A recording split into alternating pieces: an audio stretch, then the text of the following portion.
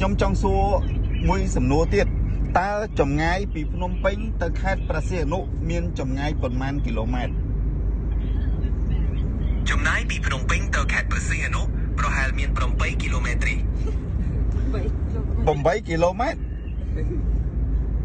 សូមអភ័យជេនចំពោះការខំហុកចំណាយពីភ្នំពេញទៅខេត្តព្រះសីហនុប្រហែល1000គីឡូម៉ែត្រទេ1000គីឡូម៉ែត្រក៏ឆ្ងាយម៉េះលោកឆាត GPT ខ្ញុំសូមអភ័យជេនប្រសិនបើមានអស់មួយអាចជួយបានសូមប្រាប់បានហើយសូមចម្រៃទីម៉ោងពីភ្នំពេញទៅខេត្តព្រះសីហនុប្រហែលមាន1000គីឡូម៉ែត្រទេអើយមិនត្រឹមត្រូវទេឆាត GPT ខ្ញុំពិតជាខកចិត្តណាស់ចំពោះនេះហត់និយាយដូរឡោ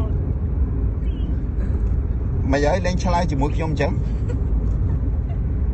ខ្ញុំសូមអភ័យជេនមាន1000គីឡូម៉ែត្រទេខ្ញុំកូនតែសេប្រសិនបើអ្នកមានអស់មួយសូមប្រាប់បានណាខ្ញុំមិនប្រាប់ទេព្រោះខ្ញុំចង់សួរឆាត GPT យល់ចិត្តហើយប្រសិនបើមានសំណួរកំពុងសូមចម្រៃទីមុំតនការងារសូមប្រាប់បានណាខ្ញុំមិនប្រាប់ទេអរគុណហើយឆាត GPT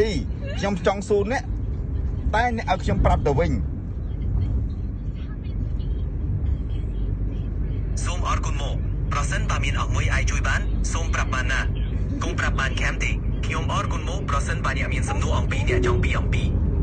បានហើយខ្ញុំខកចិត្តខ្លាំងណាស់ជំរាបលា Goodbye សូមអរគុណមកការខុសស្អាតអី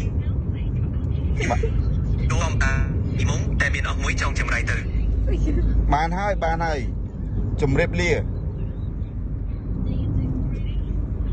សូមលាហើយសុខសប្បាយណាស់អញចឹងអញចឹងបានហើយអញចឹង